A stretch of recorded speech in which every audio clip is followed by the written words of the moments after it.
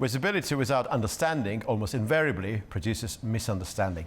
The Sikhs, a community rooted in South Asia and today present across the globe, are amongst the most visibly identifiable communities in the world. Yet outside the region, they remain somewhat misunderstood in mainstream public consciousness, perhaps. Today, Sikhs number roughly 25 to 30 million worldwide, the majority living in India's Punjab region and its surroundings, with significant diaspora communities in Canada, the United Kingdom and beyond. I'm Orkhan Amashov, you're watching Context, and today I'm absolutely delighted to be joined in the studio by Bual Moninder Singh, chairman of the Sikh Federation in Canada, to discuss the Sikh identity, diaspora politics and wider geopolitics involving Canada-India relations. Well, welcome to Azerbaijan, welcome to News and welcome to Context. I appreciate you having me, thank you. Thank you very much indeed. Let's begin our conversation with the key parameters of Sikh identity. As I understand, there's a territorial dimension to it because the community is rooted in what is today Punjab region of India.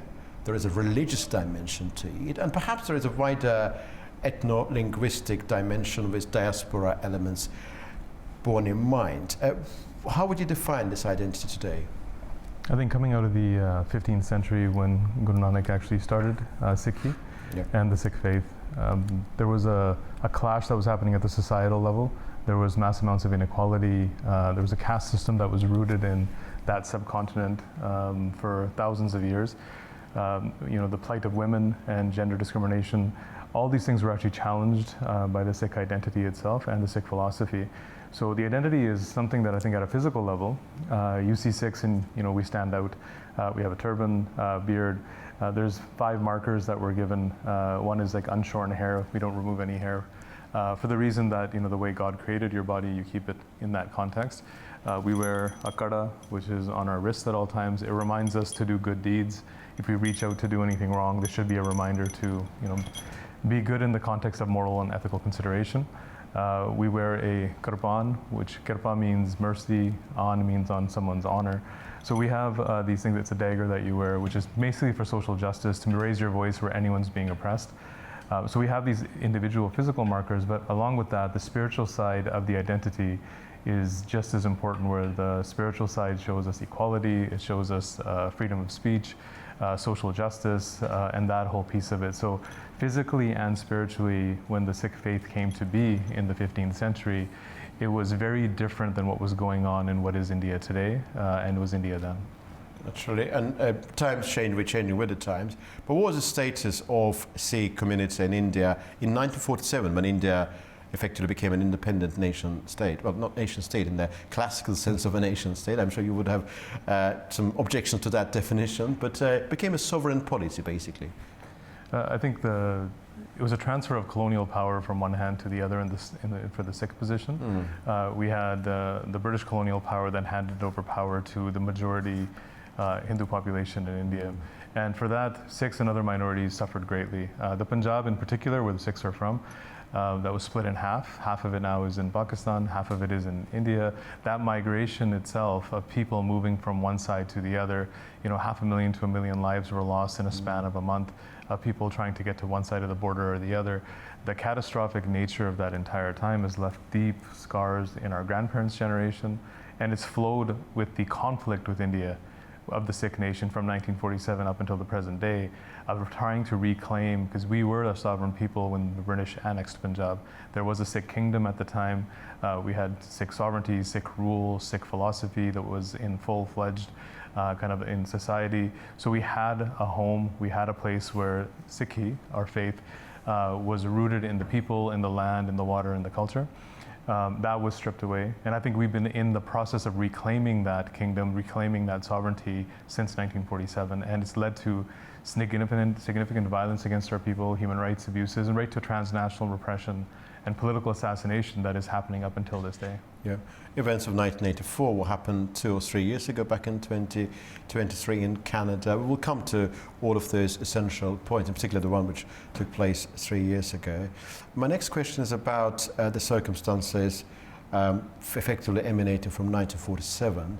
Basically, what you said earlier was that for you, from the perspective of Sikh community, it was a transfer of power from one colonial power, from the British Empire, to India, which emerged as a new sovereign polity.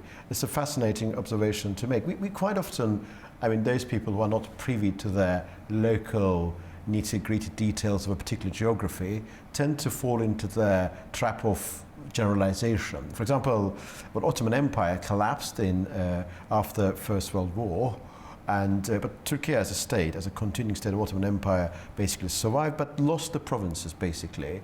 For example, Iran basically has never collapsed as an empire. It basically transformed from that imperial identity into what is today Islamic Republic of Iran, but it remains imperial in terms of in construct. And India also is a very multi-ethnic, multinational, multi-religious identity, and you have your own perspective about the future of the Sikh community. Canada, where I think you mentioned earlier, the 1 million the members, the representative Sikh community are actually currently in Canada, and that constitutes about 2% of Canadian population. Do you feel empowered as a Sikh community there in Canada? I think up until a few years ago, I think most Sikhs would say yes, that we're residing in Canada. We are a part of the political fabric, the social fabric, and I think people relatively felt safe there, especially fleeing the violence from India that they had come in the 1980s and 90s. So there was a relative sense of safety, a relative sense that you could speak out. Charter rights protected your ability for freedom of expression. You could say things in Canada that you could not say against what we would refer to as the regime in India, especially in the last 10 years under Prime Minister Modi. So I think there was definitely a feeling of that we do have a say here. We have over almost 22 members of parliament, roughly about 8 to 9%. So we punch way above our weight when it comes to politically and being a part of like the social fabric of Canada. But I think at the same time there's this sense of Punjab and our home still not being free. So anyone, even though people like me are born and raised in Canada, my eye is still on Punjab, that I want to make sure that everything there is okay, people are safe, people are free, and that our faith, Sikhi especially, which we feel is being eroded there, that from a linguistic perspective, a cultural perspective, and from the in mass kind of like policies that go against Punjab, whether it's from economic to linguistic to migration, I think all of those things are into play for us. So I think in general, we do feel empowered more in the diaspora for those reasons than we would in Punjab itself. The basic figures are very telling. So you've got 1 million Sikhs in Canada, which makes 2% of overall population. You're properly represented in Canadian Parliament. I think 12 government members of the government. 22. 22 members of the cabinet, basically, are of Sikh background. In India, where the population cumulatively altogether probably stands at 1.3 billion. Roughly, yes. Yeah, and you are about 25-30 million there, still makes 2%, but not properly represented. I mean, on the basis of my understanding of the aspirations of the members of Sikh community across the globe, probably there is a degree of pluralism, that not everybody thinks in the self-same fashion. If you look at the wider spectrum of political aspirations, from greater autonomy inside India to outright complete independence, you would see many people reflecting in different ways, wanting different outcomes. What is a balance between those people within the diaspora, outside India, when it comes to the question of independence, or inside India but with greater agency and autonomy? I think for context purposes, the initial struggle post-1947 and partition was for Punjab to have greater autonomy. Mm-hmm. That struggle was a peaceful struggle that ran from basically 1947 till 1984, for almost 4 decades. In 1984, mass amounts of violence was unleashed upon the Sikh people. Our holiest shrine, the Darbar Sahib, which is commonly referred to as the Golden Temple outside of Punjab, but Darbar Sahib was attacked. Tens of thousands of pilgrims were killed inside and the surrounding areas. This all led to what I would say now is when we look at context as to who wants what, that no community is all going to be 100% in agreement as to what way to proceed. But one thing we have to look at is that the Sikh community, I think, if you took the violence out, if you took the suppression and the oppression and the repression of Indian state out of the equation, if you let us be without extrajudicial murder and fake encounters and enforced disappearances, if you took all of that violence away, I have a firm belief that a vast majority, if not completely, the entire Sikh people would want to be outright free and independent of India. But when you institute all of that violence and you have a history of that trauma that's inflicted on people, people go silent. It doesn't mean they're in peace. It just means they're afraid of the outcome if they do speak out. So in my opinion right now, in the current context of where we sit globally, the diaspora is much safer in the countries that they live in. So they're maybe in the 80-90 percentile that would want complete independence from India. And if you go into Punjab, I firmly believe most people will say yes, that the violence we've seen, but it has to be in a safe environment. If you have a military occupation of a state, and then you have a military officer or a soldier standing on every corner, and somebody is asked, do you want to be free of this country, and those soldiers are watching you, I don't know how many people would feel comfortable saying yes because of the outcome. And Kashmir and Punjab are at one point or another always occupied or militarized by India, so it's difficult to tell. But I still firmly believe globally, a vast majority of Sikhs would want to be completely independent because that autonomy struggle has ended in 1984. So that's very interesting what you said earlier. Regarding India, back to the point, its integrity, our perception of what India is all about. I think Winston Churchill, before the Declaration of Independence, said that India is not a country, it's a continent, subcontinent. And basically, if anybody assumes that we talk about India as a country with one nation state formation in the offing waiting to be officially declared, we are actually on the wrong side of history. Back to the point about inclusion. Many Indian nationalists, supporters of the current Prime Minister, would say that actually there have been very prominent members of Sikh community in governing positions in India. And I think that there was one Prime Minister of Sikh origin. What would you say to that argument that, no, they are well represented, they are part of the establishment, and in fact we had a Prime Minister, which is the most consequential position, led by a man of that particular background? I would actually start with, there's always tokenistic type individuals that are utilized for this type of thing. There was an individual named Captain Richard Pratt in the 1870s who started residential schools in the United States. These schools were actually built off of a motto to take Aboriginal Indigenous children from their homes at a very young age, to strip them of their identity, their culture, their way of life, their language. And the motto was, kill the Indian, save the man. So leach all the culture, the language, the faith, the identity out of this individual, save that body, and turn them into what you want them to be. And then use them as that tokenistic approach to be like, hey, these people, they look like you, they are you, therefore, these people are in leadership positions, and we've fulfilled our requirements to you. So having a Prime Minister when that Prime Minister has no power, that the state is actually controlled by other elements, other intelligence agencies, other bureaucracy, or the deep state in general, that individual is a tokenistic approach to the Sikh, kind of say that, hey, you have a Sikh that wears a turban that is a Prime Minister. That individual is no longer ours. That individual is completely ingrained within the Indian fabric, into that system, and they're actually working for themselves, not for the community.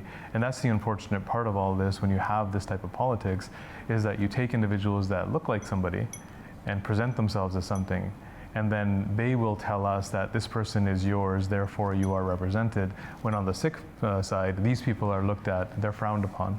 Whether it's Prime Minister Manmohan Singh in the past or others like him, these people are not considered to be good leadership within the Sikh community. They're actually looked at people that are actually traitorous in their intentions to the community. What I'm going to say now is not a perfect comparison, because it's a completely different setting, different historic context.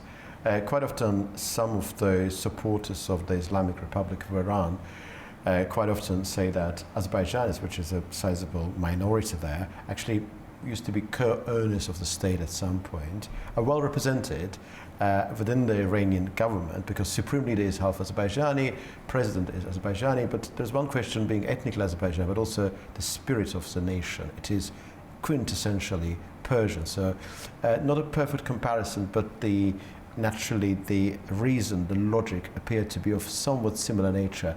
Appearance of being from minority whilst being the soul of the actual majority, I think.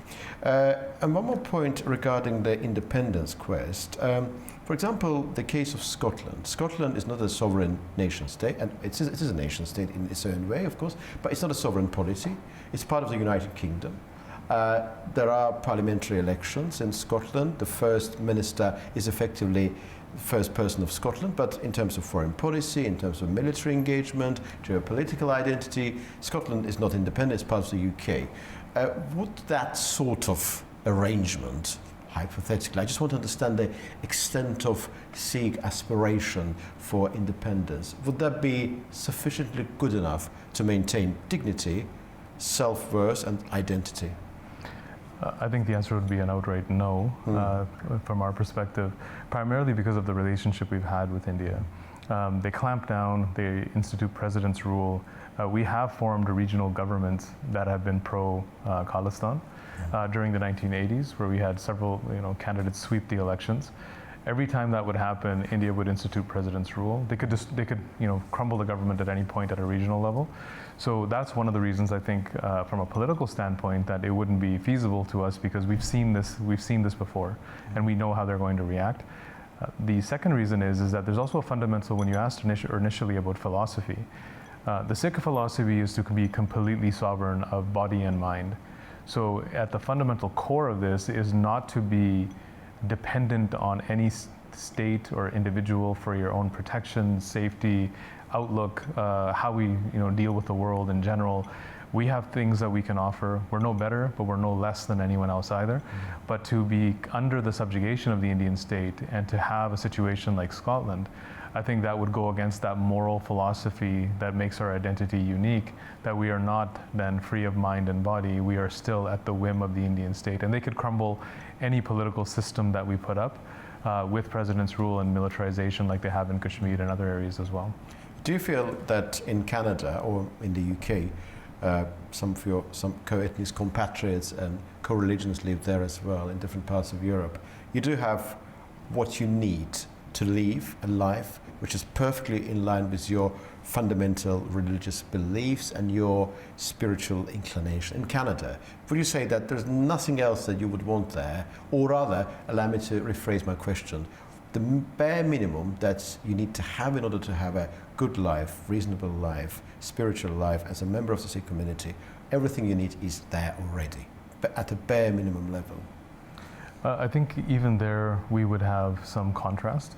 For us to be fundamentally free from all bounds and not be able to look at it in a perspective where we are dependent on anyone.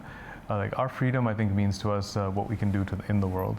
At the moment, we don't have a government, we don't have a military, we don't have intelligence, we don't have even something that we could support another movement in the world. We live under, the philosophy is what guides us, the Sikh philosophy and identity. And one of the key concepts is sarbat pala, which is the welfare and well-being of everyone, all of mankind. So in that kind of context, us living in a country and living for ourselves, we would be fine. I might make a good home and have a decent living, other Sikhs will as well, but we will not be in a position to influence or directly affect the plight of other oppressed communities in the world. And that's what we are looking for even in Khalistan. Khalistan cannot be so insular and looking inwards that we don't actually work with other communities and work with other movements around the world or other oppressed peoples that are still working for their freedom. We have an obligation morally and ethically to look out for them as well based on that philosophy. So I think at a very individualistic level, I think you're correct that individuals can exist in a decent space in these countries, and Sikhs are. But I think from a community perspective, what we refer to as a Panth perspective or a nation perspective, I think we would be falling short of our obligations as Sikhs. In order to achieve those, we would need a separate country, a separate state. And I think our spiritual and political life are tied. There are two sides of the same coin, that we don't have a separation of what you would refer to in the West, especially as separation of church and state. Ours are one and the same, that we are guided by those principles. And that's why we have this idea of a saint soldier, that you're a saint and you're a soldier, that you have both qualities. And you're a saint first, so you have those saint-like qualities of mercy, compassion, forgiveness, and that leads to you being a soldier for what we refer to as dharam, which is righteousness and truth. and that is an everyday obligation for a Sikh. So I don't think we could achieve that at an individual level, living in a country anywhere else in the world, but we could do it at an individual level, but not at a community level. So I think at the community level, we definitely need our own space, our own country, the ability to actually make our own decisions.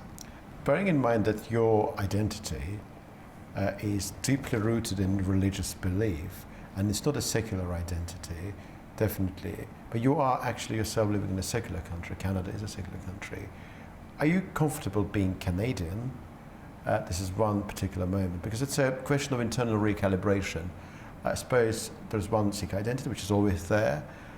Canada is where you live, but you're also Canadian, of course. The reason why I'm asking this question, quite often when we hear some politicians in Europe which are very much concerned about what they describe losing parent culture in a European country, losing the central identity, we hear these statements coming from UK politicians, from French politicians. Do you believe that your own identity there is perfectly in line with what one European or Canadian would regard civic nationalism? Do you fit into that civic nationalism comfortably? I think that the polarization of these identities is the real problem. Mm-hmm. So somebody having to declare themselves as to being one identity or another, and then the differences in those identities, just in name even, are enough to spark disputes and violence and hatred against one another. And we've seen that across Europe as well for centuries. And we've seen it all over the world. It's not just Europe, but in South Asia, everywhere.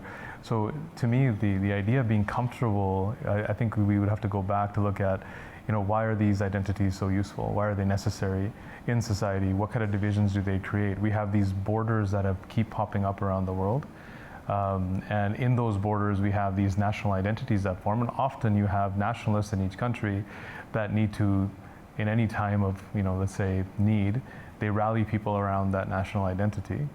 And in doing so, usually what it means is that immigrants or ethnic minorities or others, there's violence that starts to move towards them. They are seen as the other. They are seen as people that don't belong. They have to now prove their worth to live in that country.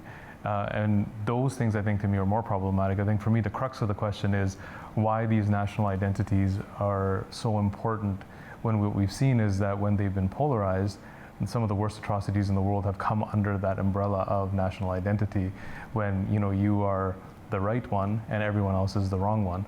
And if there was a way to say that that wasn't the case, if there was a historical precedent to show that national identity is something that's just to be proud of and everyone is equal and we accept all these identities, that we don't have these ethnic clashes or ethnic cleansing that goes on across multiple continents, then there would be something to be said, I think, in that context. But to me, I don't think that I've ever valued a national identity as much as living in a space with neighbors that could be of almost any background, and finding commonality with them through our concept of sarvat pala, which is the welfare of all. No one gets left behind and everyone's looking out for one another. And I don't think you need a national identity for that. I think you need good ethics and morals and a good outlook on life for that. And I think that's more or less I think my ideas around the identity question in a nutshell. I mean, it's a fascinating inquiry and fascinating discussion. Some of the critics of Islam in Europe would say there is something expansionist about Islamic belief. It's not just about your lifestyle, and then you tend to impose this sort of your own beliefs and culture on other people. This is a criticism, it's there, and there are many counter-arguments, of course.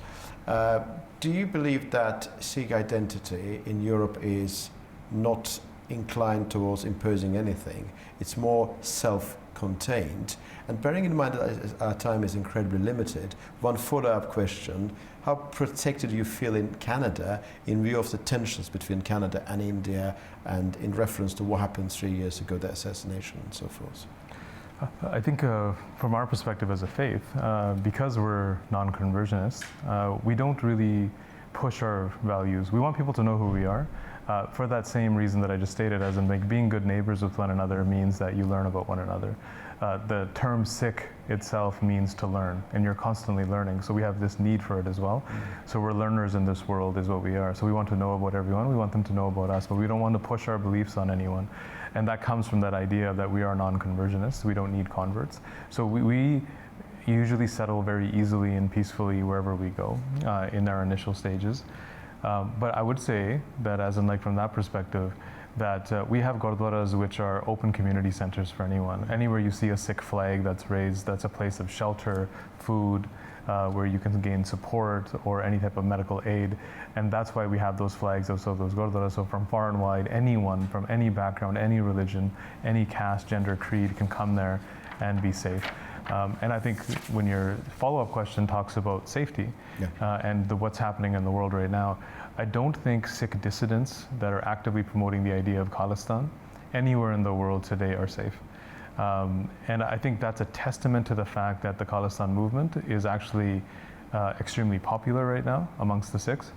Otherwise, you wouldn't have India going to the UK, to Canada, to the US to kill and assassinate Sikh leadership there, whether it's Avtar Singh Khanda in the UK or Hardeep Singh Nijjar in Canada, or Gurpatwant Singh Pannu in the United States, or several dozen others, including individuals like myself that were put on these threat lists by intelligence agencies, that they wouldn't be coming for us in these countries.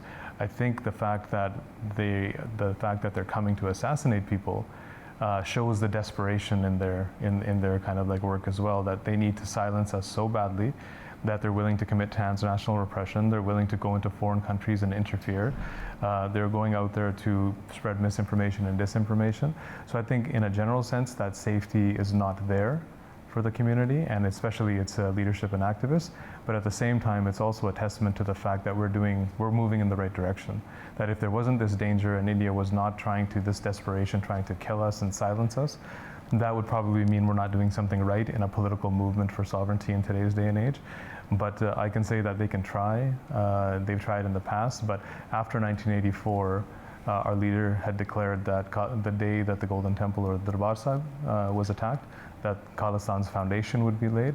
For us, that is everything now. The foundation was laid on that day.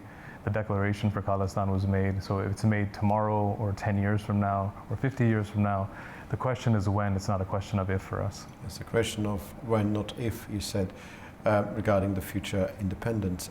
I should have asked this question at the beginning, but not that I've forgotten, but I designed the interview in a different way, perhaps deliberately. But you're here in Azerbaijan, and I haven't asked about what brings you here. Could you just tell us a few words about what brings you here? We're here for a conference that's been organized by the Baku Initiative Group. We're going to be speaking about violence against Sikhs in the Indian state and beyond. I think that conversation will allow us to talk about not only the historic violence and the historic genocide that's been committed against the Sikh people in 1984 and through 1995, but it also will speak to about where the Sikh community sits now with these cases of transnational repression, with India emboldened by comments made by their leadership like Prime Minister Modi stating publicly that this is the new India, that basically if you're against India, we come into your homes wherever you are in the world and kill you. And those are public statements on international TV he's making. So I think they're emboldened to silence Sikhs, and I think this conference here is at a great moment in time where the Sikh movement for Khalistan is gaining popularity. To talk about the historical context of the violence that's been committed against the community, and then also to chart a course for the future as well, with partners like Baku Initiative Group, who have been working with many other oppressed communities and colonial victims of European countries in their freedom movements as well. So for us, it's an opportunity for solidarity building, for meeting and seeing where we could work together in the future in spaces like the United Nations and beyond. Thank you very much indeed for your time. Thank you very much indeed for enlightening you about the key principles pursued by people of your background, by the representatives of Sikh community, around 25-30 million globally, preponderant majority naturally in Punjab, in what is today India. Thank you very much indeed for your time. I'm so grateful to you. Yeah, very much appreciated. Thank you. Thank you. Well, today with my guest we have discussed a number of issues, largely centered around, of course, the Sikh community, their aspirations, India-Canada tensions, and many other related matters. Well, basically, the crux of the matter is that it is often said that searching for simple answers to complex questions would be inevitably a wrong course of action, and yet occasionally clarity emerges precisely through careful conversation. Well, you've been watching Context. I'm Orkhan Amashov, and see you very soon indeed.